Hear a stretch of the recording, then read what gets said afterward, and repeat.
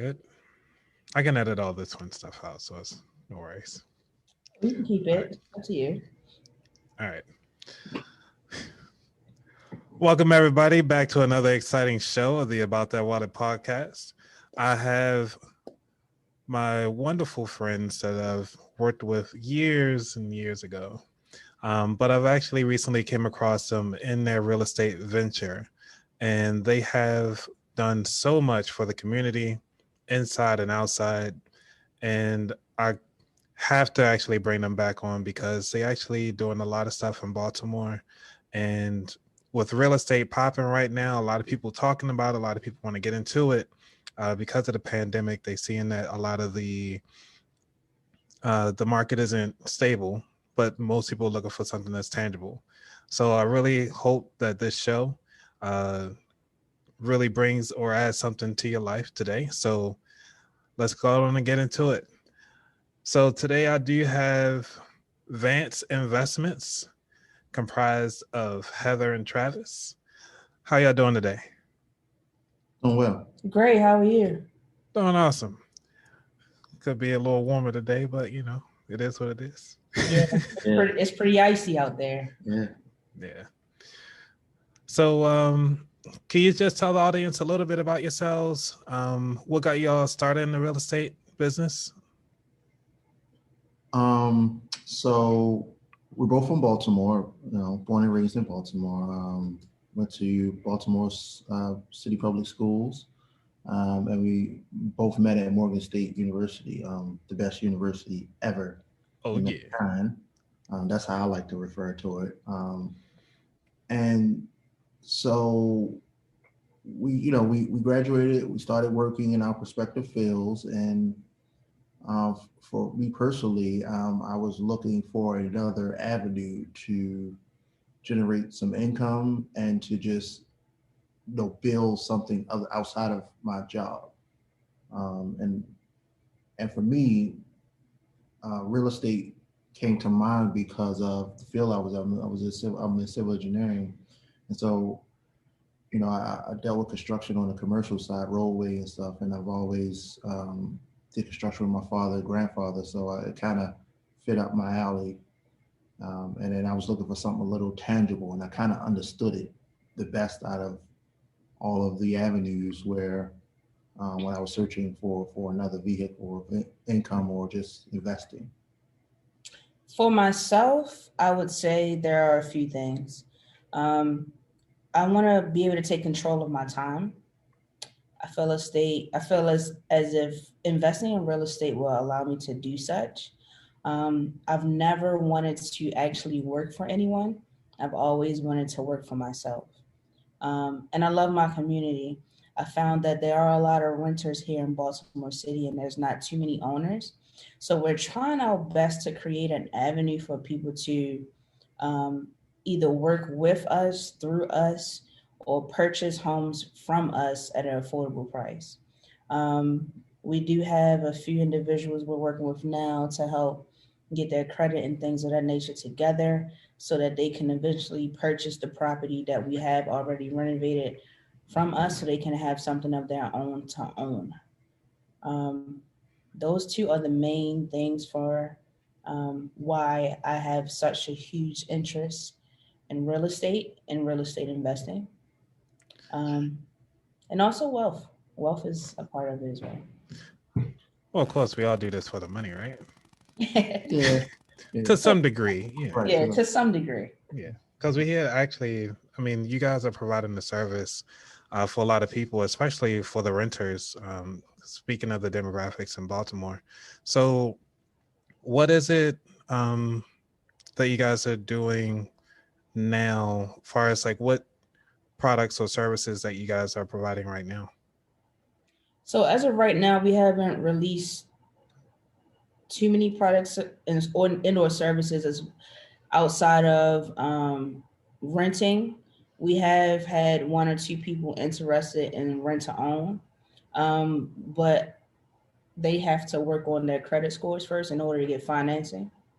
So as of right now, there are two things that we're trying to work with them on. Travis? So aside from providing good quality, affordable housing for our Baltimore community, we have worked with an investor, and we're partnering on a deal. And partnering is always dependent on the person, whether it's 50-50, 60-40, whatever we negotiate or what works best for us and the investor. So we work with an investor.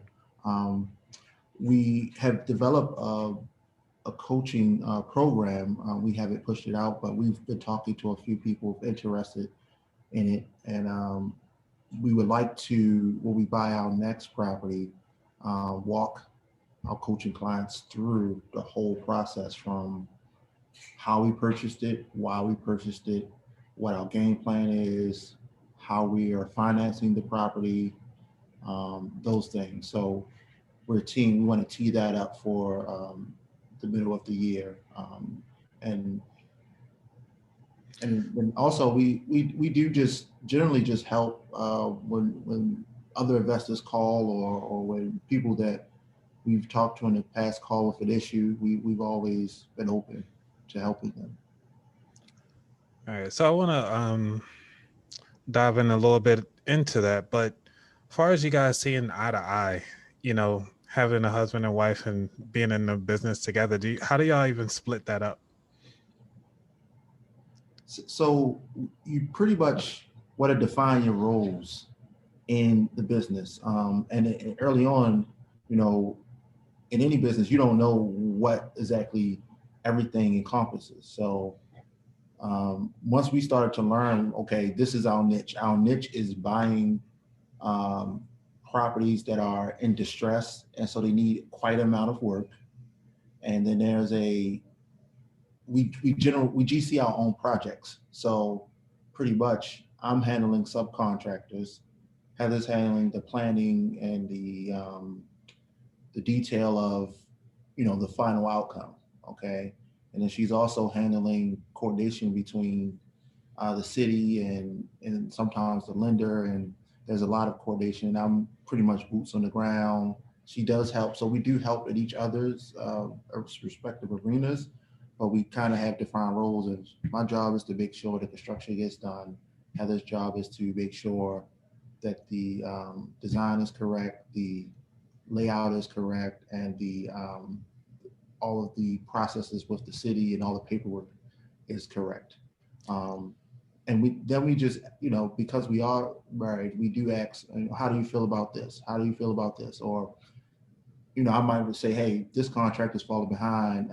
This is what I think we should do. And then we talk about what the solution is, or the city might throw a monkey wrench in our plan, and then we discuss on how to work around that. So case in point, on site, we might get hit with a fine. We got hit with a trash fine one time, and it wasn't our property. Actually, it was a property next door, an adjoining property next door. And I'm like, yo, and she's like, all right, well, I got the notice. I'll follow up with the person. I'll meet, and so she's following up with the person in the office. They send an inspector out. I'm going to meet them at the property to walk them through. Hey, these are our limits, and this is our property boundary, and this trash over here is for this person. So with that, it's kind of a partnership on what we do, and we kind of make sure each person's plate is balanced. And that's awesome that you guys have that communication so early on, because you hear like a lot of people don't do business with their spouses, but yet you hear you got the Chrysler company, and yet they're a family company. You have the Walmart family company. You have all these other companies that's family, and it's really good to see a husband and wife actually do this for the community. So let's take somebody through that's interested in this coaching. I know you guys are building it out, but what is the process that you'll take somebody through? So when you say, all right, we're going to look for this property, what tools are you guys using, or ways? I know there's so many different funnels that you can get to try to find these properties, but just for somebody that's listening to trying to say, you know what, this is a lot, I want to come through you guys to start this process, what would be their first step? Like, can you just give us like a high level overview? So, at a high level, sometimes we are approached by different people and they're like, hey, I'm willing to sell my property. Some people come through us from word of mouth. Some properties come to us via the city.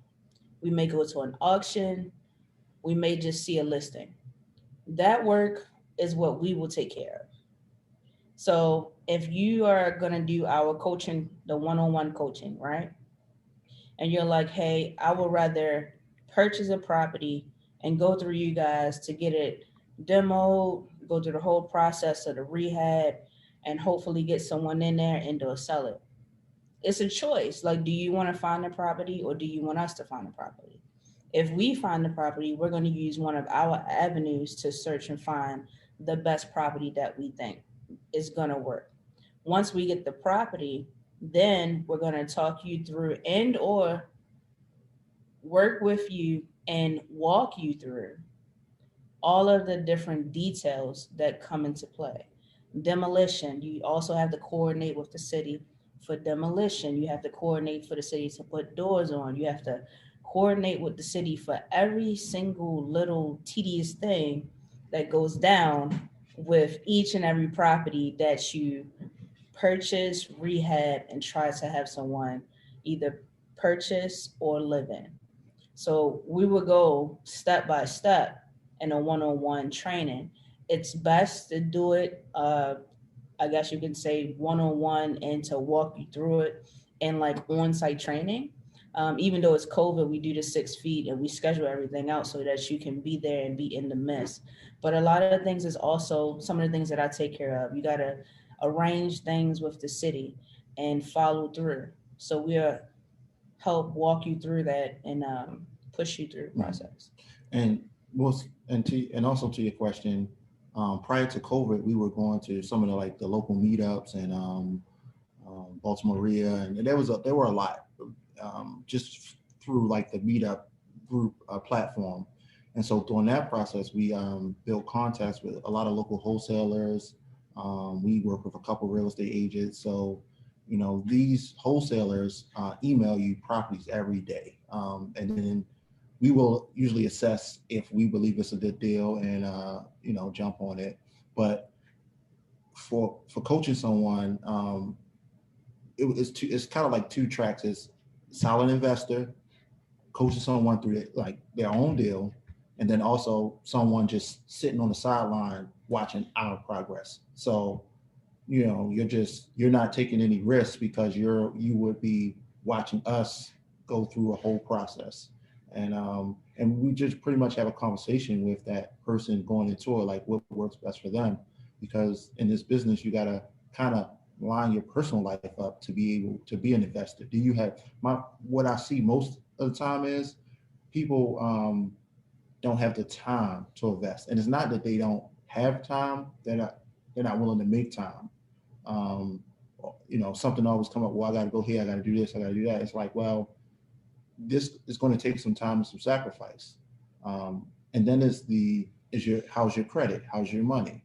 Where can you get your source of income to purchase a property? So, and then it's the educational aspect of it.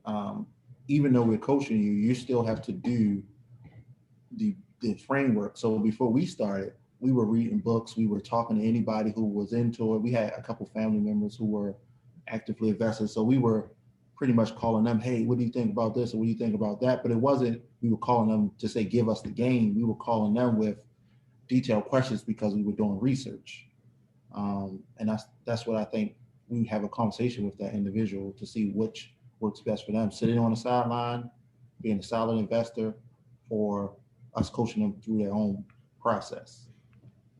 Yeah, I have so many questions in there because you have so many 3 different avenues, even though I hold up the number 4, but 3 different avenues.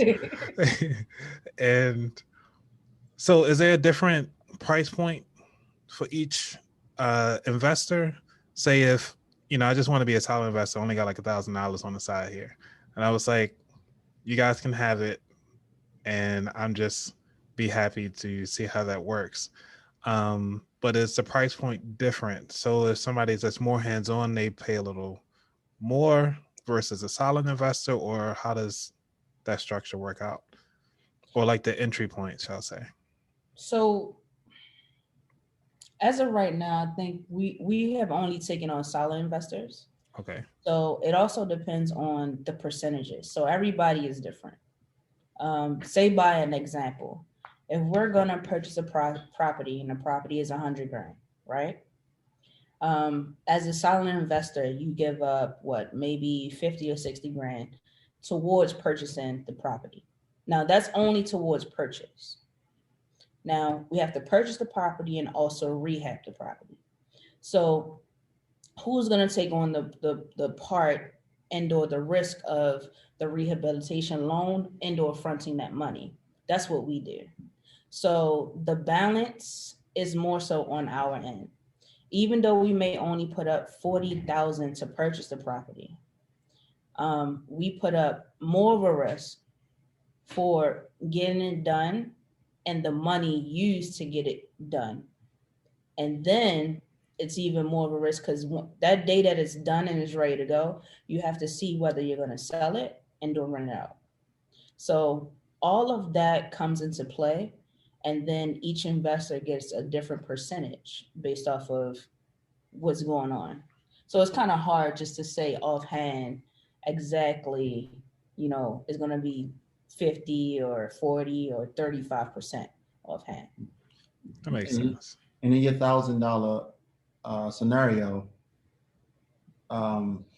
that's where the education on real estate comes in. So $1,000 solid investor would have maybe like a 1 or 2% take of anything, right? So at some point, it's not cost beneficial to be a solid investor. Meaning, if say the whole deal is 100,000 in Heather's scenario, and that's all in, that's everything. The purchase price could be say 30,000, and then the rental is 70,000, or the purchase price could be 50,000 and the rental is 50. So the rule of thumb is whenever you are purchasing a property, you have to put 20% down, right? And being that the property is in a distressed state, we're not going to a traditional bank. Like you can't just go to Bank of America for a boarded up house.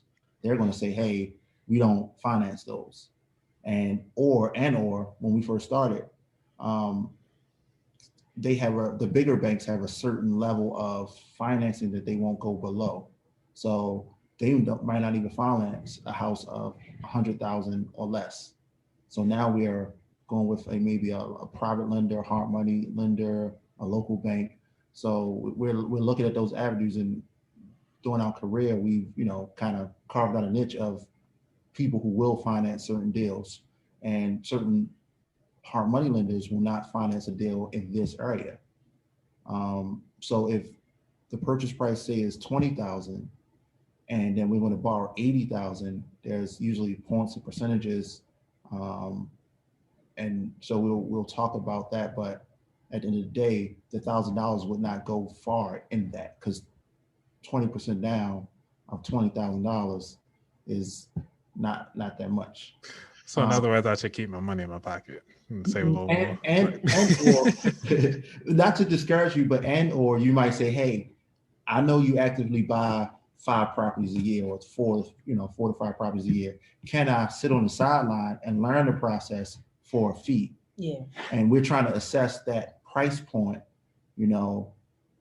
at this time, at this moment. So we say the price point is $1,200 to sit on the side, and every time we're doing something, you'll get a call, you'll get a text, whatever communication. When we're going to Home Depot to pick out sheetrock, you'll be surprised.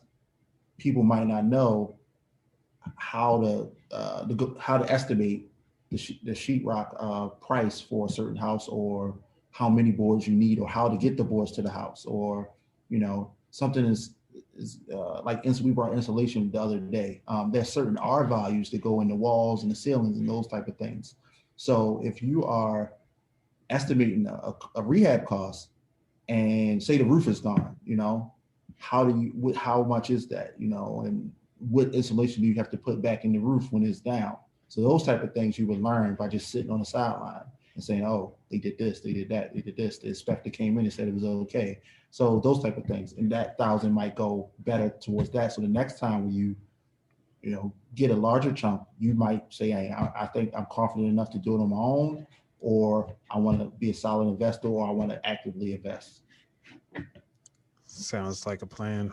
And I don't have that kind of capital right now, so I'll wait until the class come out. The thing is, we have been, all right. So when you hear on the radio, such and such, so it's usually like a national brand person. They're on the radio in your town for 1 weekend only, right? Mm-hmm. They're going to get you to the free seminar. They're going to make you feel good, and then they're going to say, hey, to come to this other seminar, it might be $500. So you're like, okay, you got 1,000. I could pay $500 for this seminar, right? Right. And then you go for the weekend seminar, you paid your $500. Then they go give you a little bit more information. Then they go say, hey, to really take your investing journey to the next level, it's going to be $30,000. And so we've been in the room because we paid for the seminar, and what we paid for that second weekend, it was kind of worth it. We felt that, I think it was 1,100. We felt we were okay with the 1,100, and we got some decent information. But that 30,000 or the 40,000, we were like, look, if we got $40,000 in Baltimore, we can go and buy a house and figure it out. Yeah, definitely. So we're trying to make it same as, or we're trying to make it so that, we're not trying to hit you over the head with no $40,000, but if you have something, you should be able to at least come and work with us to a point where you can catch on, and just see what we do. At least time is invaluable. Lessons are invaluable. So if you can come and you want to follow us, or what is it called, shadow us, that's what we'll try to make happen. Man, all right. Because I've been following you guys for a while now on Instagram, and I saw that you guys had the tree house, I guess y'all called it, where the tree like fell through, and it pretty much was just the frame, so much so that the back was out. How was that purchase process? Can y'all just walk through like a full deep dive into it? Like you purchase it, you fix it up, put the concrete down, all the fun stuff. Can you just dive into that with the numbers and everything? So the tree house, that is maybe my favorite house. We purchased that property from the city, right? Okay, so Baltimore, the vacant house. So the problem is the vacant houses. It's so we're gonna give you an overview because we will bring out more detail. But the problem in Baltimore is that you have a lot of vacant houses, and they have owners. The owners could have passed, or they passed to the family and moved on, and so it's in no man's land. So what the city does is tack on fees, fines, and all that, boom, boom, for maybe 10 years, right? And then they partner with a receivership to come in and get the house and put it on auction for a buyer. And so this house went through that process, and we were able to purchase it through a receivership, which is like it's not the city, but it's like a subsidiary company. Yeah. So we purchased it from them for $1,000. Wow. Hey, I got 1,000.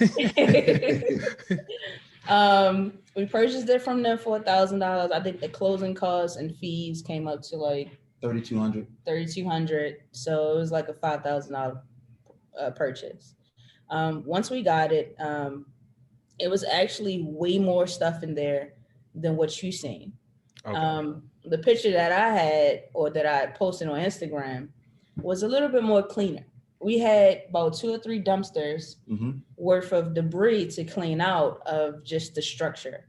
The roof fell down, all levels fell down, all beams, boards, everything you could think of, even the walls, the concrete and stuff on the walls fell down. So when you seen the tree, that was the last thing to go.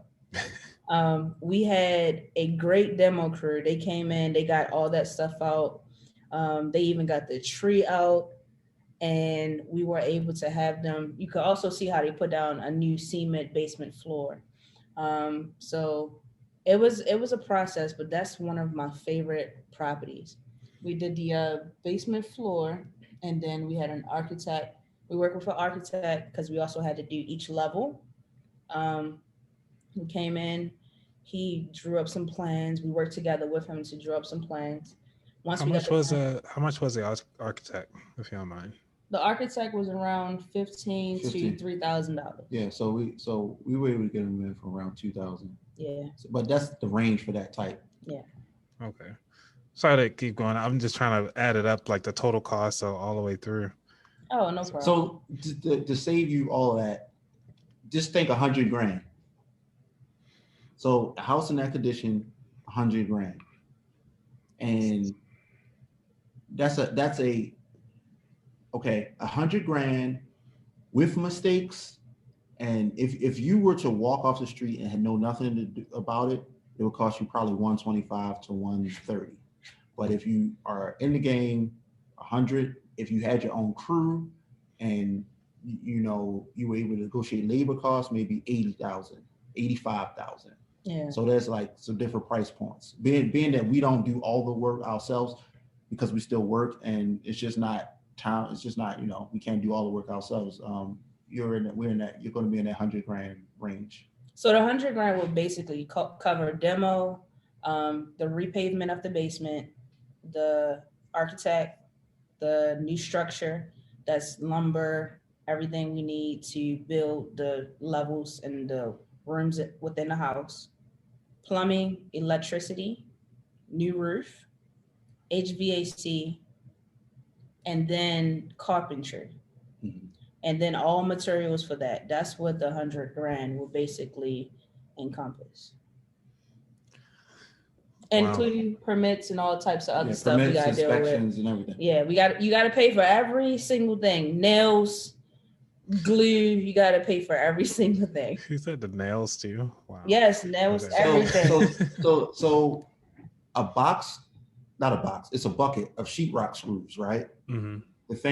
That bucket is about $45, right? You might need 3 of those buckets to do a whole house in that condition. Yep, 3 or 4.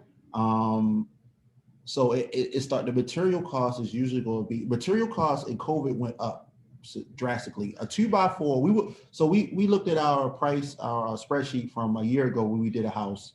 And case in point, that tree house was built off of us doing a house that was in bad shape, but not that bad shape. So it was like a cliff where it went down, like we were going down in the level of how bad the houses were, and the tree house probably is the bottom.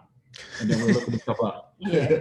But so we did a house that was bad, had, you walk in the house and you have shaky floors, the roof was bad, but it didn't have a tree in it, and the levels were similar. You could walk on them, but you might fall through, right? So we did a house like that before the tree house. So that got us prepped for the tree house. So case for all material, we looked at the 2x4 on that job, and it was $272. Now we did our framing before COVID, but we had to buy some additional things because we had to take care of move some things around. And so we went from $272 for a 2x4x8 to about $7 for a 2x4x8. So the price point of materials, wood, everything just skyrocketed, maybe tripled. And so now if you're looking at going into that project, you kind of want to, have a good hold on your material costs. And how you would estimate it is we would say you have most people have a job, they're proficient at their job, right? Or whatever your skill set is.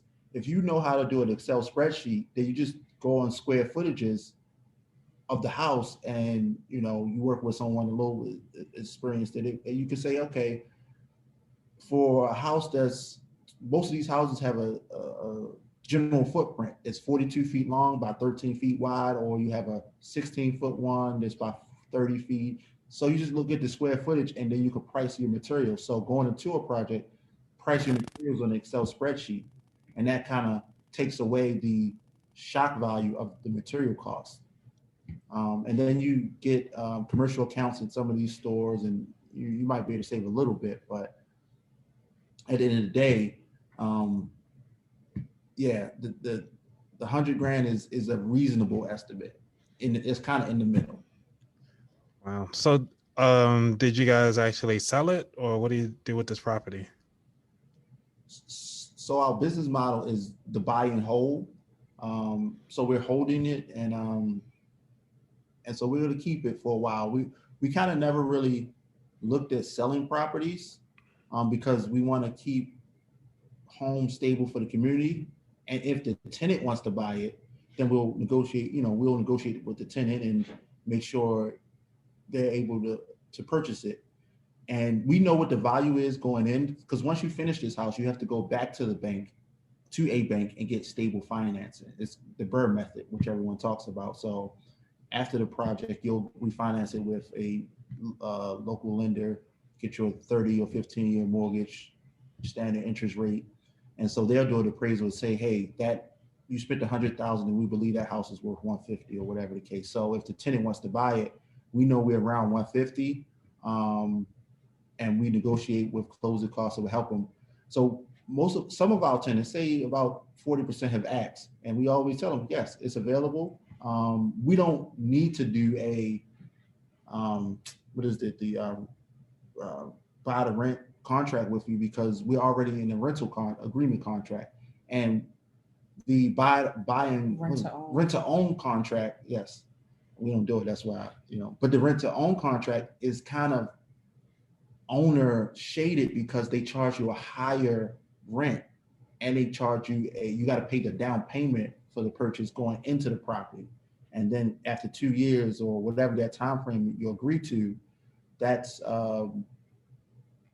what you negotiate on. So it's better, it's more beneficial for us, but not beneficial for the tenant. So that's why we don't do it. But we do tell our tenants, hey, if you want to buy it, it's available, and we could just negotiate from there. And it will be reasonable. We could pay closing costs, those type of things. We don't want to break you, but we want to be fair. Yeah, that's why we try to work with them and make sure that they have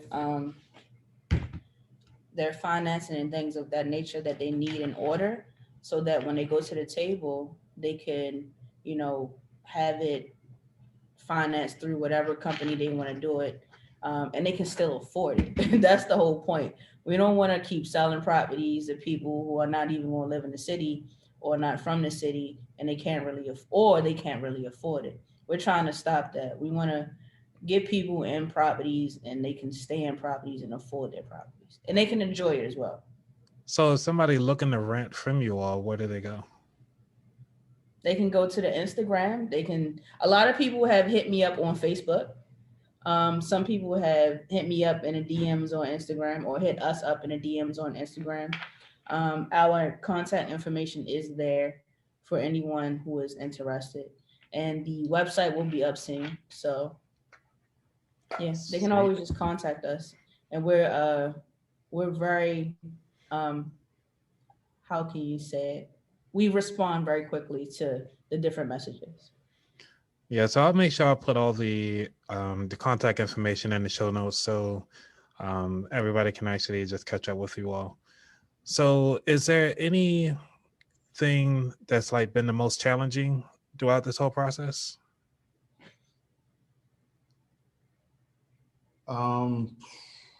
So for me, every part of it is a challenge. That's what I like about it. I would say the inspections, the city inspections have been challenging, and sometimes it's like the city wants the properties to be rehab, but every agency in the city is not on board. So a trash fine, like we learned, a trash fine, say they hit you with the trash fine that was next door, they'll put a lien on your house, and they can try to stop the construction, and you have to go and explain, hey, this is actually next door. And then once you get to talking to them, you can rectify that information, that situation. But sometimes it's hard to get to the correct person. And with COVID, it's double, is triple as difficult, because the office isn't open. So when COVID was going on, I could go walk to the office. My main thing is pull up on people, I'm gonna pull up on you, and then we're gonna have to make a decision on what's going on. Now you can tell me no, but in every no, there's some information that's given up. Most people don't tell you no, get out of here. They say no because, and then okay, now I know next time how to do, what to do and how to right this ship. So for me, that's the most challenging. Is it seems like working with the city on certain things, and the contractor.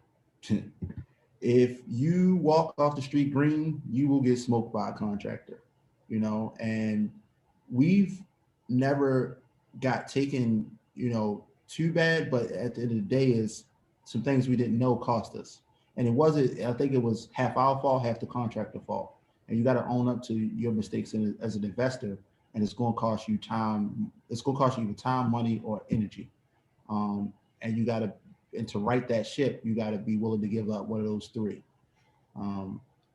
And so for people getting into it, don't think your contractor is going to solve all your problems, or you're going to say, hey, here's my budget, and just run with it, and you walk away and sleep with your feet up. That is not going to happen. It's probably not going to happen. Maybe there's a super excellent contractor out there that will solve all your problems, and we're looking for them, but we haven't found that yet.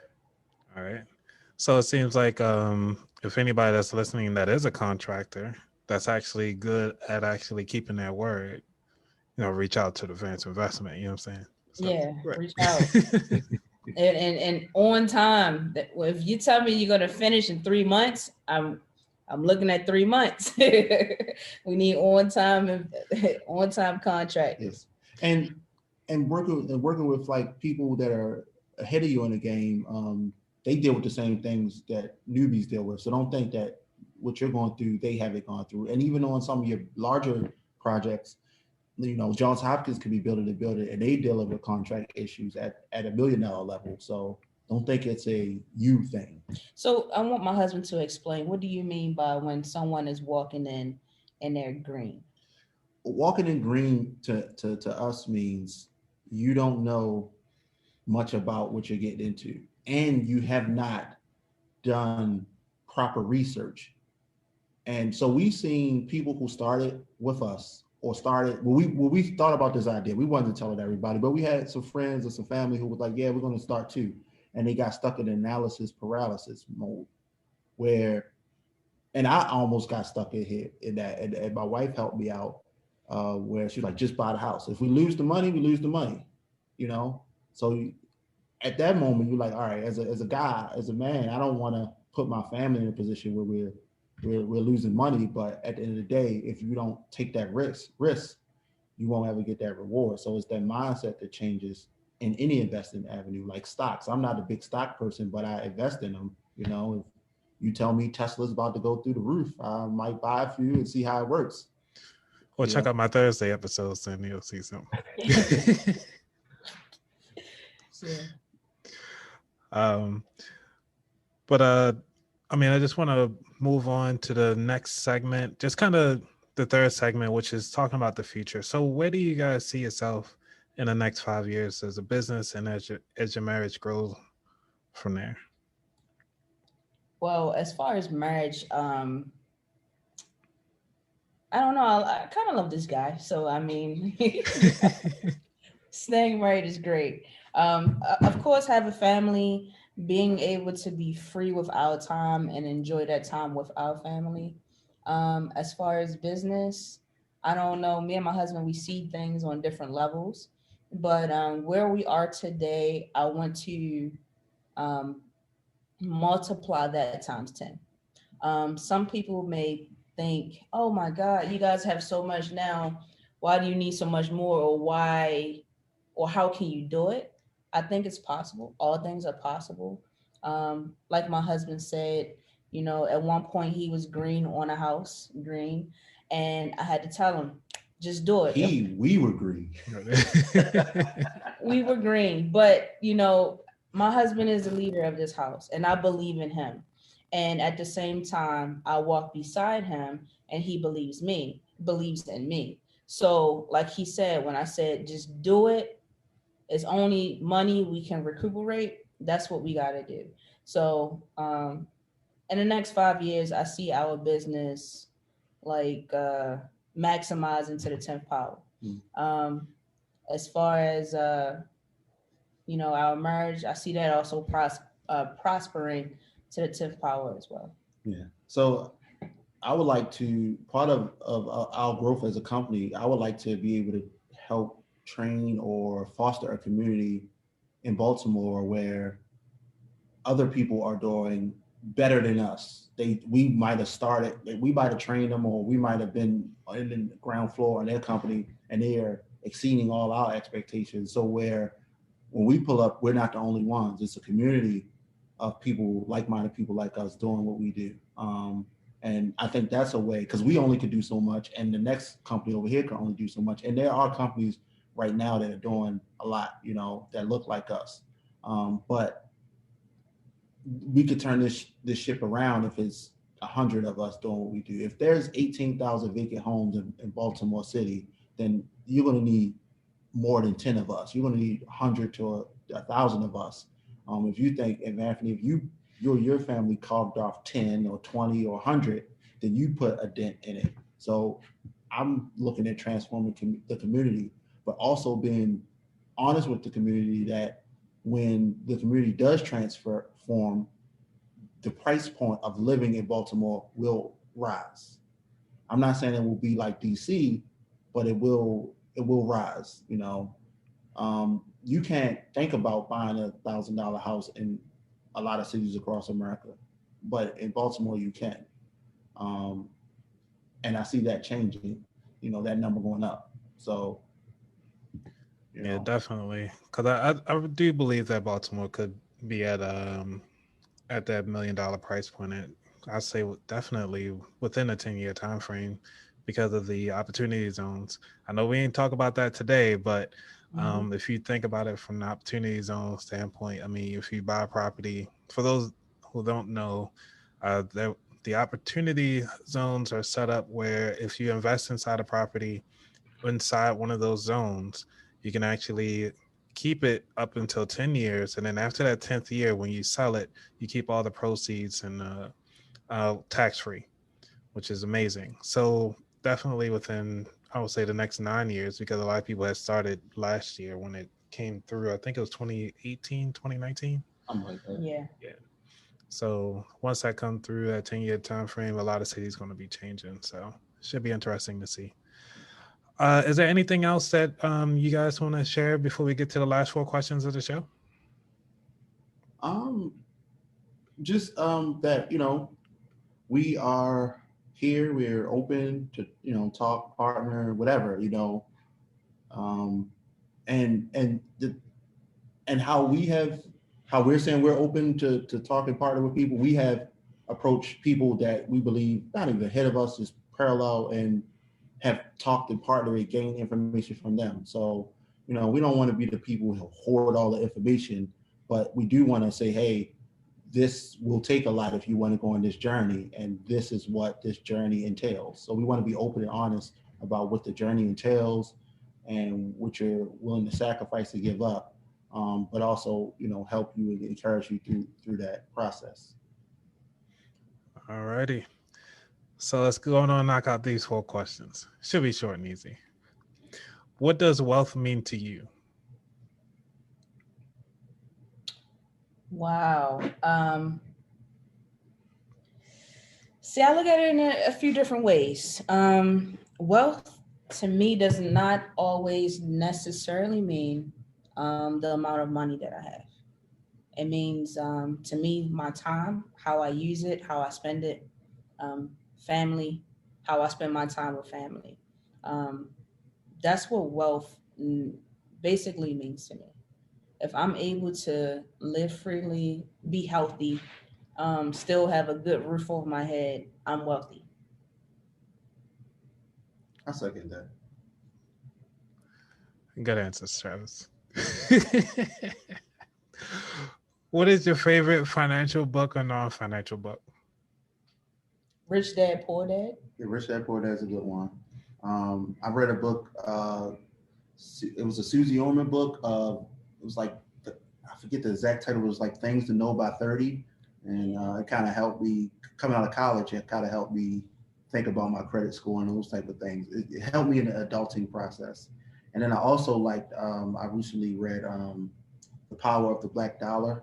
I think her name is Angela Rich. The history of the Black Dollar. And she's from Baltimore, right? Might be DC. DC. Angela Rich, I believe her name is. She's a Hampton graduate. I read that. And that book was just, very interesting. And non-fictional. Dr. Claude Addison. So his books are financial.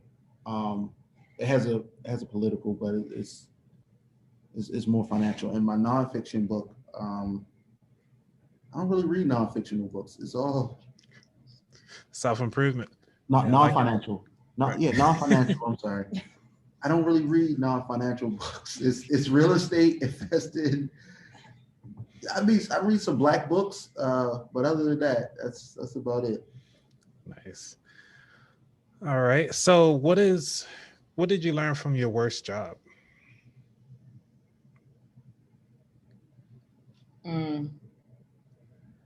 Not to ever do that again. It's like my worst job. Wow. I think I learned almost everything that I use today. Like nothing's gonna just be given to you. You have to work for it. You really have to work for it. You have to believe in yourself to actually get it. That's what I learned from my worst job. I learned that my worst job, I worked the hardest for the least amount of money. And I learned that I have to work smarter, because what I'm doing here at this job is not gonna sustain me. Got it. And what is your favorite pastry? What? Pastry. Like donut? Donuts is his favorite pastry. Well, just the glaze, the plain one? No. So 7-Eleven. Okay. Chocolate covered honey dip. Chocolate covered honey dip. Yes, at 7-Eleven. Yeah. All right, I might have to check that out. It might be addictive. So It's very addictive. I'm a sugar cookie person. Pastries are not a big thing for me. I'm an ice cream lover. Okay. So. And with COVID, I had to step back because 7-Eleven, they're individually wrapped. I also like Krispy Kremes, but they're not. So when COVID happened, I was like, I'm not going to dig my hand in the donut thing where everybody else is digging it. So I need an individually wrapped donut. And 7-Eleven came through. I already but then I had to think, before COVID, I was just going in to the donut thing where everybody else was going in. And sometimes I go to, we work in inner city Baltimore, and sometimes there are sketchy characters in the 7-Eleven. And if they're in the donut thing and I'm in the donut thing, that can't be good. But I did it not thinking about it. I had to think like, hey man, I gotta think about this. Yeah, I'm guilty too, because I do like the twisted donut. So I'm Right. with you. Yeah. Right. We don't know what Heather talking about over there. Some ice cream. Like, I gotta have ice cream, man. I'm a sorbet type person. Can't even lie. And then there's a bakery. I have to walk to the bakery from my house, so that's a problem. And I try not to do it. It's 4 blocks from my house. Yeah. And they're pretty amazing also. But I try to pace myself. yeah, you don't want to gain an extra 15 pounds when you got to take care of the wood, lumber, and everything like that. Yeah, it could be challenging. That's that COVID weight. Right. All right, we won't go into that. We won't have too much. It's not a marital podcast today. All right, so where can people find you all on the internet? You can find us at www.vanceinvest.com. You can find us on Instagram at Vance Invest. You can find us on Facebook, Vance Investments or Vance Invest. That's the add us or hashtag. That's where we can be found. And you can find us at the Eastern Avenue Home Depot. I'm usually there, or I'm usually at the West Side Home Depot at Lansdowne. So East or West Side, like Instagram and online social, all that's cool, but in the field, we at the Home Depot. Well, I'm at the Home Depot. 6 o'clock in the morning. Gotcha. 6 o'clock in the morning. Right. Or I like to go 6 in the morning or right before they close with a whole truck of lumber or sheetrock, and they get bad every time. But I'm getting off work. I might take a nap, and I got 50 boards of sheetrock to put in the house at the night for the contract the next morning. So hard working. yeah. Like you said, you this is not something that's for the mild-hearted or the lazy folks. You actually got to get into it. All right. So again, that is Heather and Travis from Vance Investment. I am your host, Anthony, at the About That Wallet podcast. Thank you all for tuning in. If you enjoyed the show, definitely like, subscribe, share, all the fun stuff that everybody keep repeating anyway. So y'all know what to do. Later. All right. Thank you.